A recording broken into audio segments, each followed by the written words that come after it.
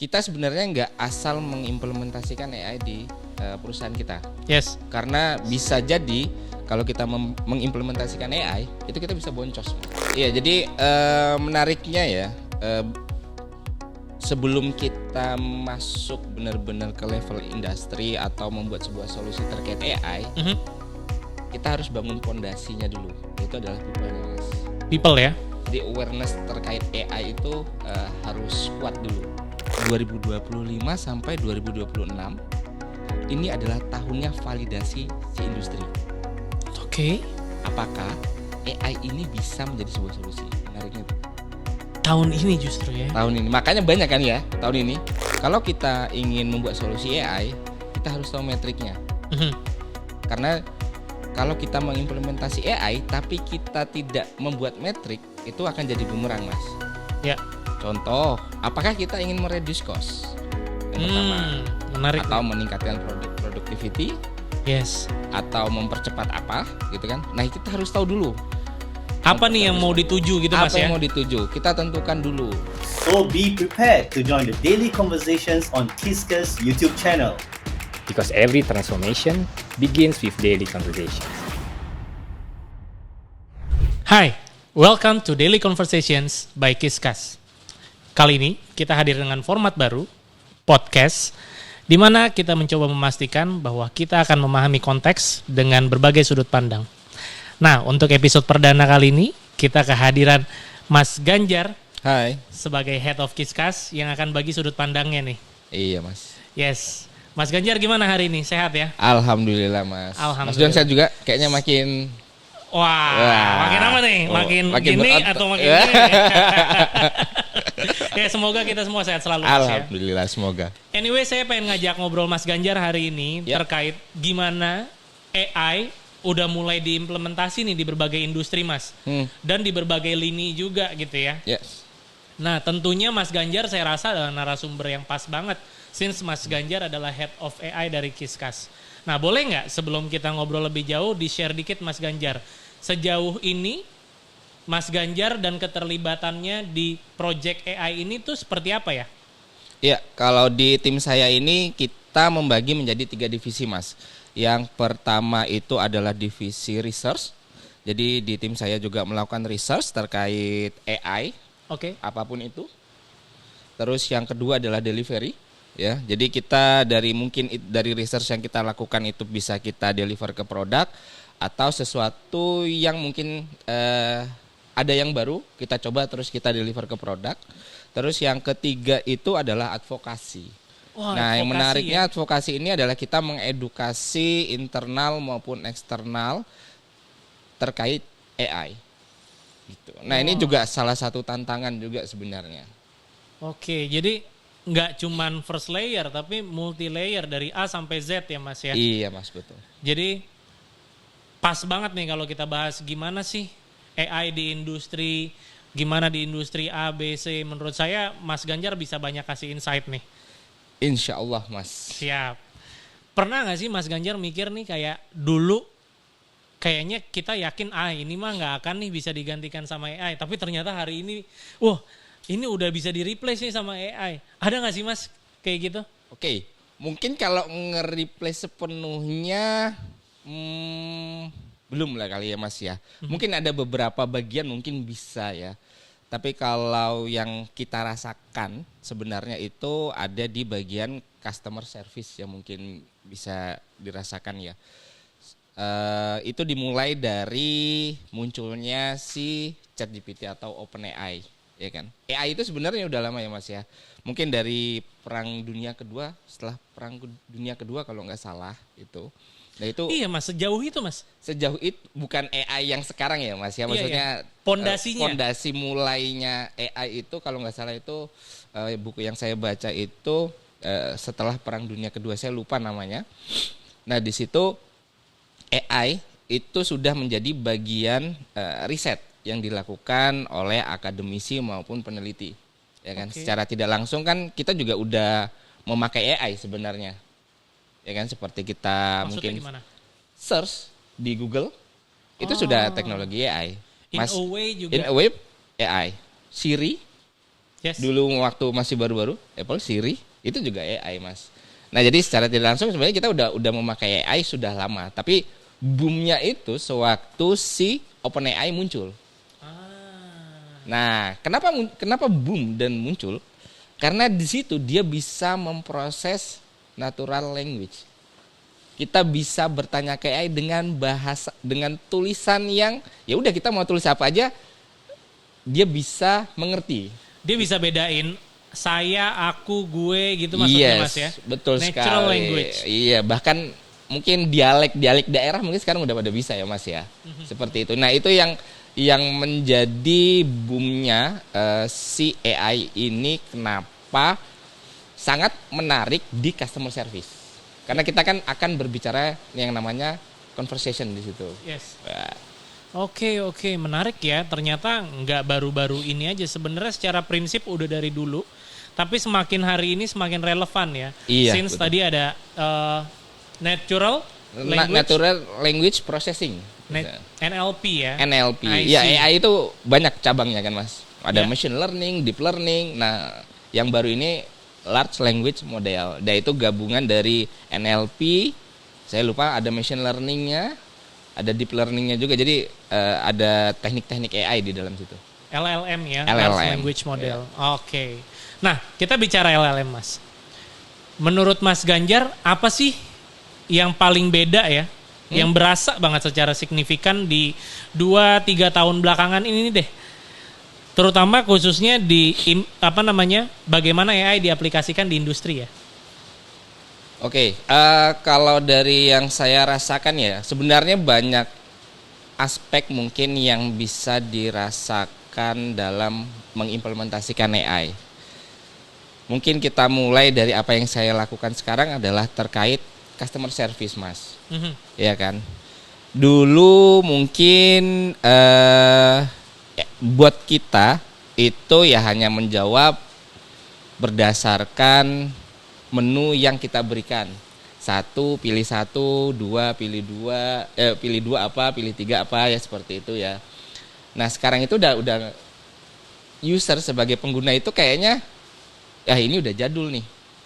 Udah tidak menarik. Ya. Experience-nya udah berubah. Beda lah ya feel-nya. Udah beda gitu kan. Jadi Bahkan bisa dibilang kuno nggak sih, Mas, sekarang? mungkin ya, Mas ya. Mungkin ya. Jadi lebih enak kayaknya langsung ngechat biasa dan ya udah bisa jawab, karena juga dengan munculnya OpenAI ekspektasi si usernya ini jadi berubah juga. Seperti itu sih yang saya rasakan.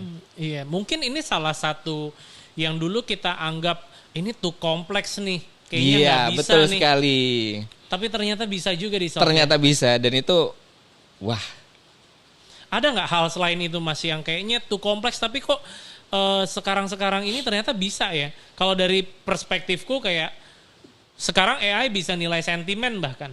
Iya. Gitu, bisa menilai apakah customer ini happy dengan discussion-nya gitu ya, atau justru customer ini kayak ngerasa, ini kalau dalam konteks CS ya, kayak ngerasa nggak nyaman nih, akhirnya ya I decide untuk handover ke agent gitu. Nah, ada nggak hal lain dari perspektif Mas Ganjar yang wah ini tadinya tuh kompleks, ternyata hari ini kayak seems like ya itu memang basic di AI gitu. Iya, mungkin kalau agak beda use case ya, Mas ya. Itu seperti voice sih, Mas. Kalau yang voice. Oh iya bener Jadi juga kan ya. voice itu awalnya kita rasa, atau saya melihat ini sangat kompleks. Prosesnya banyak di situ, memproses sebuah suara, terus mengolah datanya seperti apa kan. Nah, dengan adanya LLM, ini nih kelihatannya jadi mudah kita implementasikan di beberapa industri. Jadi bisa kelihatan, oh ini bisa loh ternyata gitu. Tinggal Iya kita ya. menyesuaikan aja. Siapa yang mikir dulu ya bisa ngobrol terus dijawab langsung gitu ya, Mas ya? Betul sekali, Mas. I see. Kalau dulu kan kita obrolannya paling nelpon operator ya, Mas ya. Pilih 1, pilih 2 sama kayak teks tadi kan. Yes. Voice kan. Voice-nya tekan 1 untuk menu A, tekan 2 untuk ke operator A gitu kan. Nah, untuk sekarang kan mungkin voice-nya udah nggak seperti itu, bisa jadi. Iya. Nah, saya jadi penasaran, Mas. kan pasti di tiap industri gitu ya, katakan di tiap perusahaan gitu, dalam mengimplementasikan AI pasti banyak yang dipertimbangkan gitu ya. Yes. Menurut Mas Ganjar, turning point-nya atau kayak ini waktunya nih kita implementasi AI, itu di mana ya untuk menjadikan AI ini bagian dari ekosistem mereka gitu? Ya ini sebenarnya pembahasannya cukup berat ya Mas ya. Kalau kita bilang turning point-nya itu apa gitu. Jadi kita sebenarnya nggak asal mengimplementasikan AI di perusahaan kita. Yes. Karena bisa jadi kalau kita mengimplementasikan AI, itu kita bisa boncos, Mas. Bisa boncos as in? Ini Cost. konsekuensi secara cost? Cost. Oke. Cost. Karena kelihatannya murah. Tapi kalau kita salah implementasi, itu bisa jadi mahal. Menarik.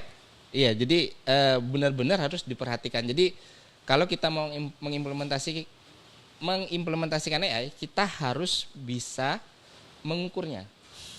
Oke, anggaplah sekarang balik lagi ke customer service ya Mas ya. Problemnya adalah human kalau menghandle chat itu kan banyak ya Mas ya. Dan dia satu human agent itu misalnya harus menghandle 10 chat. 10 chat bisa jadi itu problemnya beda-beda. Si human kan harus tahu informasinya. Sedangkan ekspektasinya kan harus dijawab cepat. Ya. Untuk menjawab itu si human harus mengetahui 20 dokumen, kita anggap 10 itu. Oke, ya. Apakah akan search manual?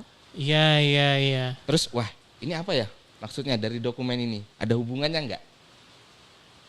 Nah kalau itu menjadi sebuah problem bisa menjadi turning point untuk mencoba AI. Oke. Nah disitulah jadi kita tahu saat kita mengimplementasikan AI kita bisa menjawab lebih cepat dari yang sebelumnya. Oke. Tapi si human agent ini tetap mengontrol ya Mas ya.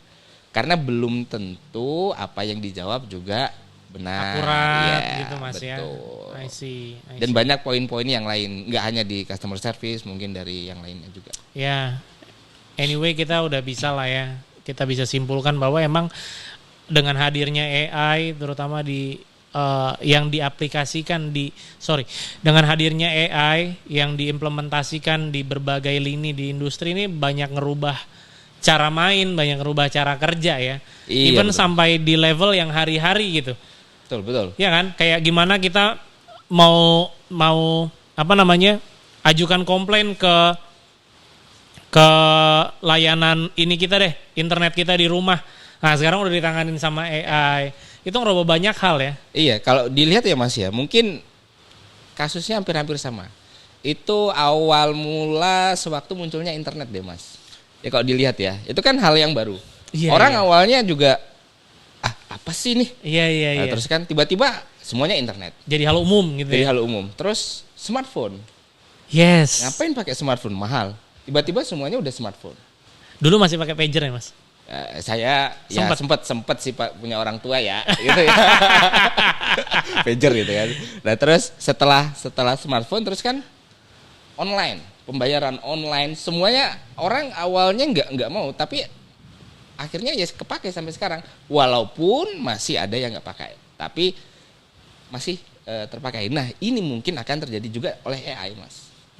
Jadi bisa jadi akan ada yang namanya solusi-solusi AI di beberapa industri ataupun ke personal kayak gitu. Iya ya, maksudnya kita tuh sadar nggak sadar kehadiran AI ini tiba-tiba udah di sini AI, di situ AI gitu ya, buat orang yang ngeh gitu.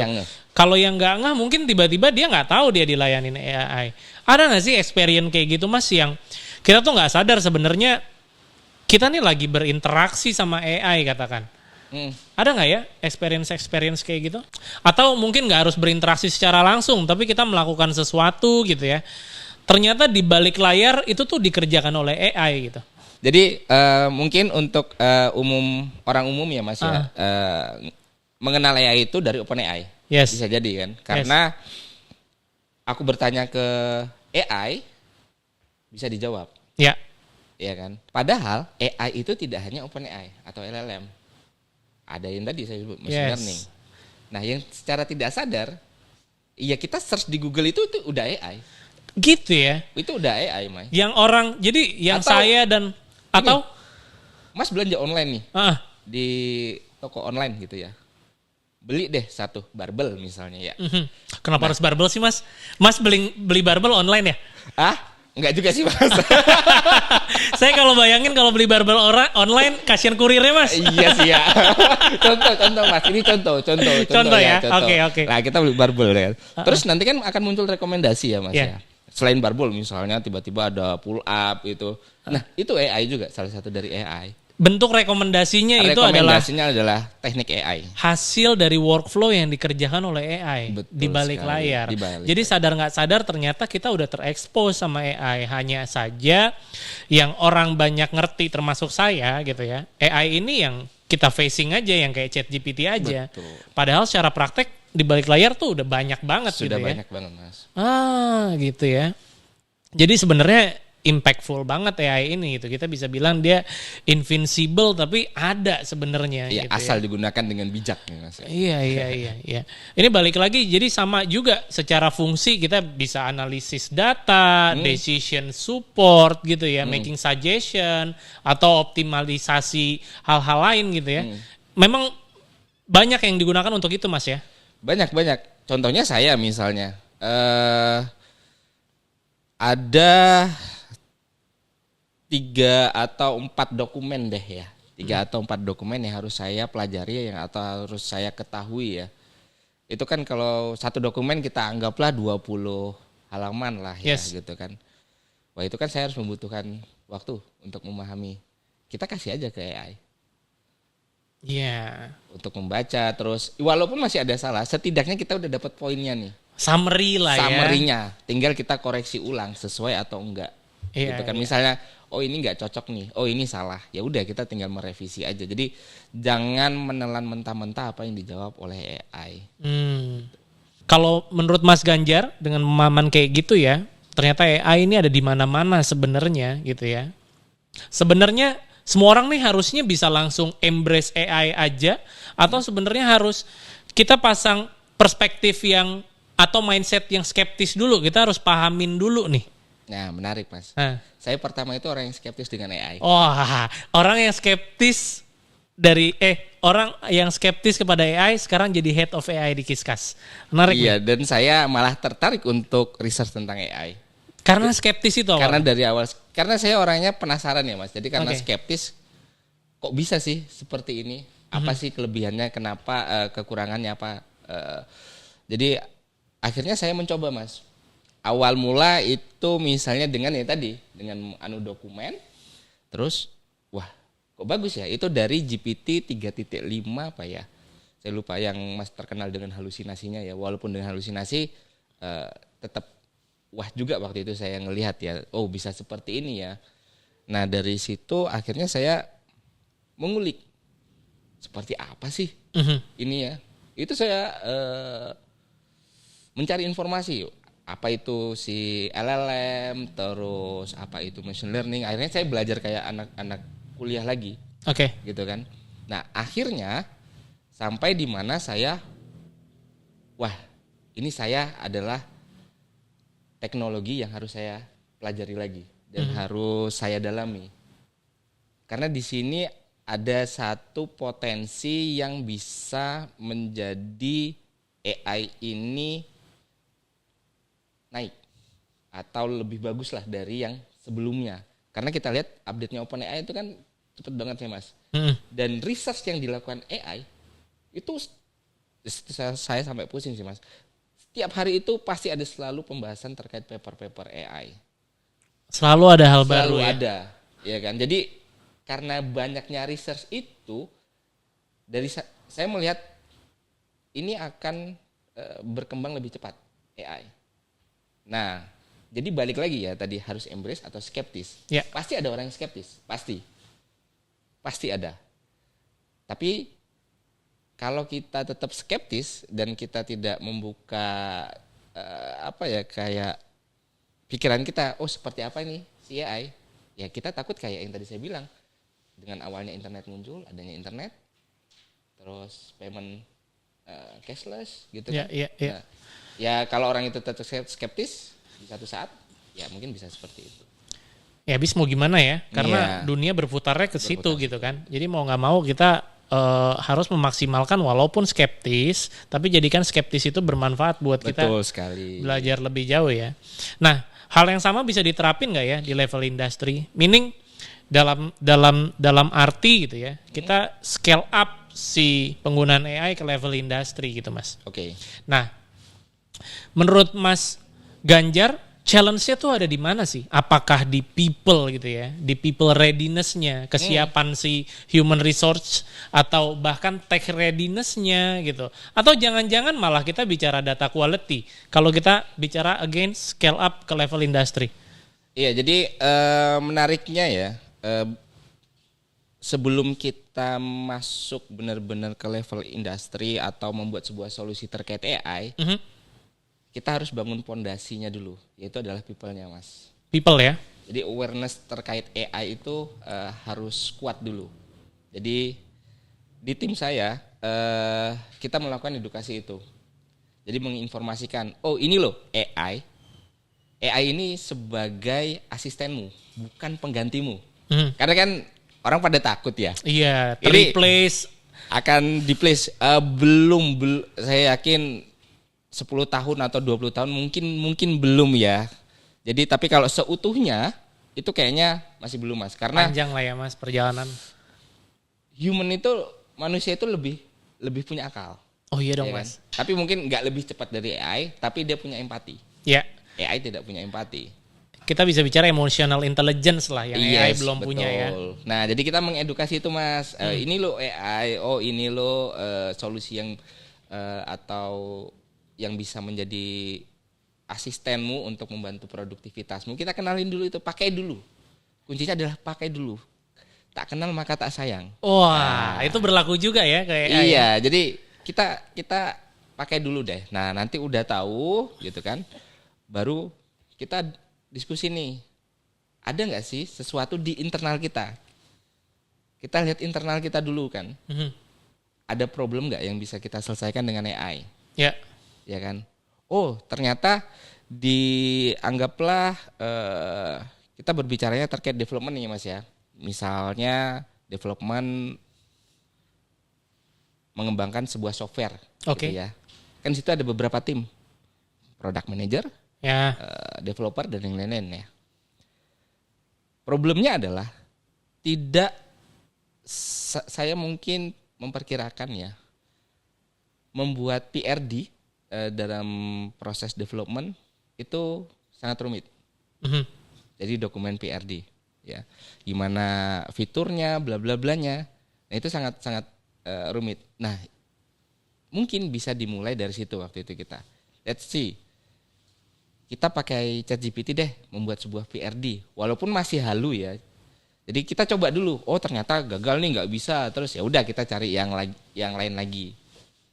Nah jadi setelah kita mencoba, terus kita lihat hasilnya, dicoba di internal tim ya, bukan langsung customer facing ya. Di internal dulu kita pahami dulu. Oke.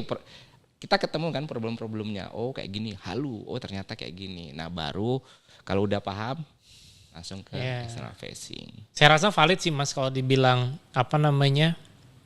challenge terberatnya adalah justru di people readiness-nya ya. Karena secanggih apapun teknologinya, kalau orang-orang yang supposedly mengoptimalisasikan itu tapi justru nggak bisa karena belum ready tadi ya. Betul Mas. Itu akan jadi sia-sia rasanya Mas. Apalagi ada yang skeptis tadi kan. Apalagi ada yang skeptis tadi. Bener juga.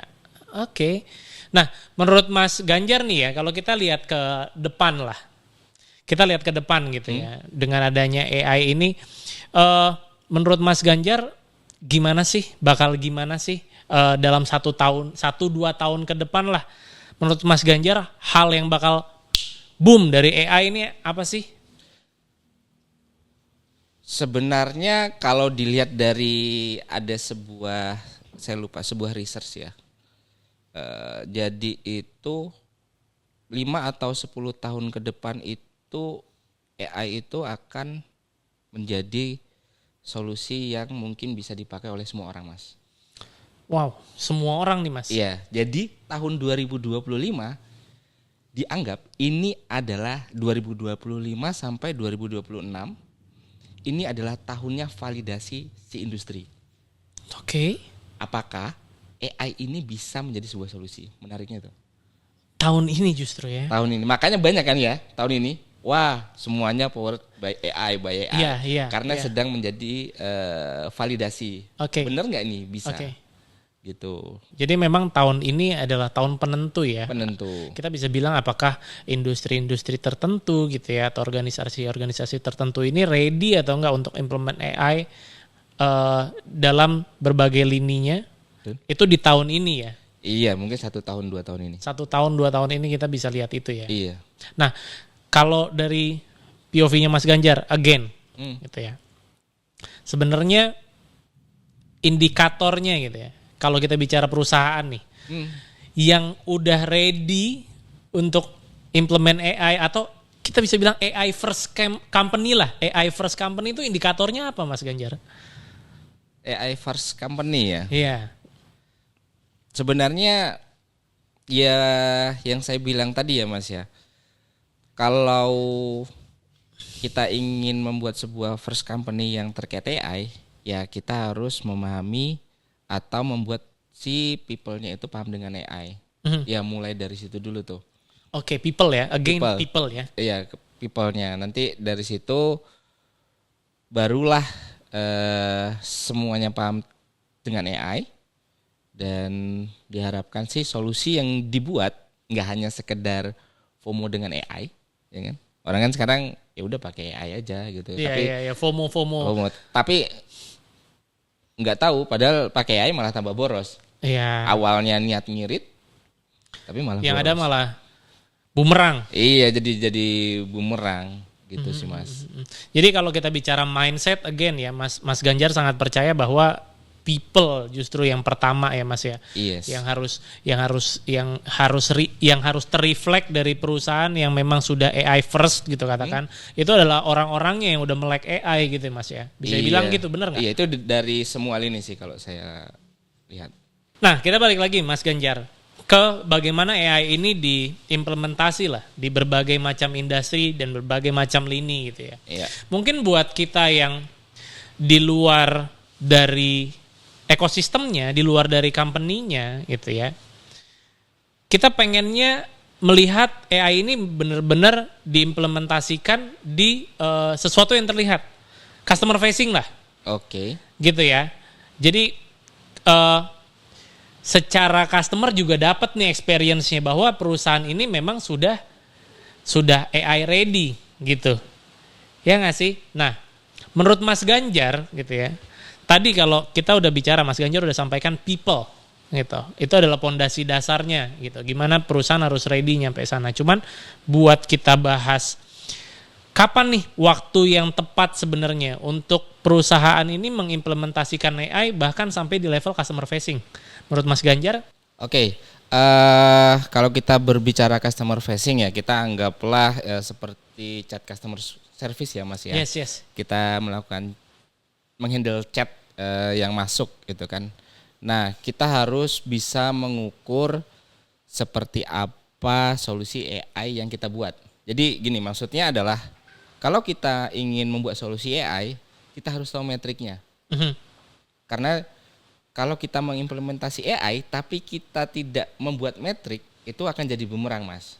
Ya. Contoh, apakah kita ingin mereduce cost? Yang pertama, menarik atau nih. meningkatkan productivity, Yes. atau mempercepat apa, gitu kan? Nah, kita harus tahu dulu. Apa nih yang mau dituju gitu Mas Apa ya? yang mau dituju? Kita tentukan dulu. Nah, kalau itu sudah ditentukan, baru buatlah sebuah formulasi. Mau seperti apa? Nanti ada perhitungannya mungkin ya yang dibuat oleh atau perhitungan dari company-nya gitu kan, yang untuk menentukan AI ternyata bisa meningkatkan A atau meningkatkan B. Ya. Jangan sampai kita pakai AI kita Cuman karena FOMO cuma aja. karena FOMO, Akhirnya punya implikasi ke kos gitu ya. terus jawabannya jadi halusinasi, malah ya. experience-nya jadi jelek sekali gitu kan. Jadi ya itu harus diperhatikan metriknya itu. Ya, Jadi ya. kita bisa tahu, oh ini dia Momen yang tepat ini momen dia yang tepat gitu untuk ya. pakai AI. Jadi kurang lebih Mas Ganjar sampaikan gitu di tengah-tengah tahun 2025 dan 2026 di mana AI ini adalah momen di mana perusahaan yang mengimplementasikan AI di sini akan tervalidasi lah apakah itu AI beneran bisa menjadi solusi atau tidak di perusahaan. Ini bukan berarti perusahaan-perusahaan ini bisa langsung pakai gitu aja Mas ya. Harus ada fundamental matrix atau Betul. objektif tertentu yang dituju tadi ya. Iya, bisa kalau kita sebut itu vertical AI, Mas. Jadi Vertical AI. vertical AI itu adalah kita solusinya spesifik, use case-nya spesifik. Nah, kalau horizontal itu general. Oke. Jadi kalau use case-nya spesifik itu udah ada beberapa pemainnya, Mas. Tinggal kita mau masuk yang mana nih. Iya, Gitu.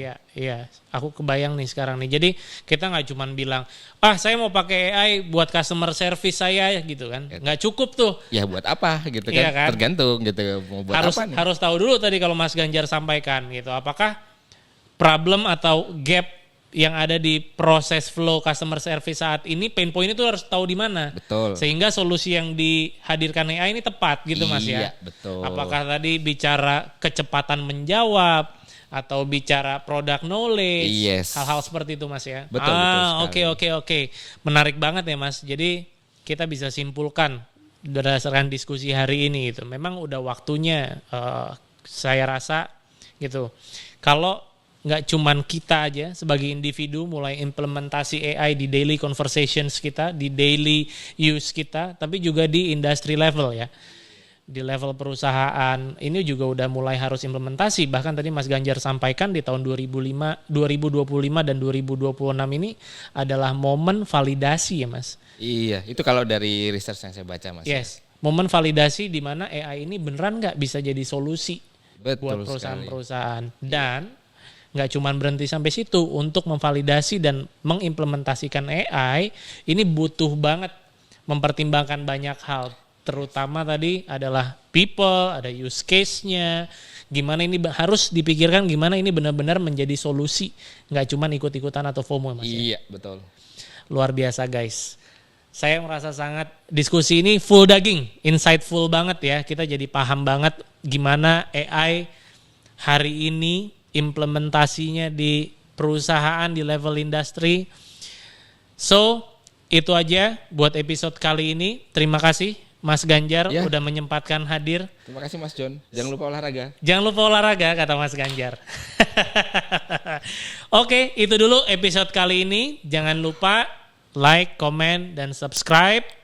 Jangan lupa juga kalian boleh banget tulis di komen di bawah untuk kita nextnya mau bahas apa nih.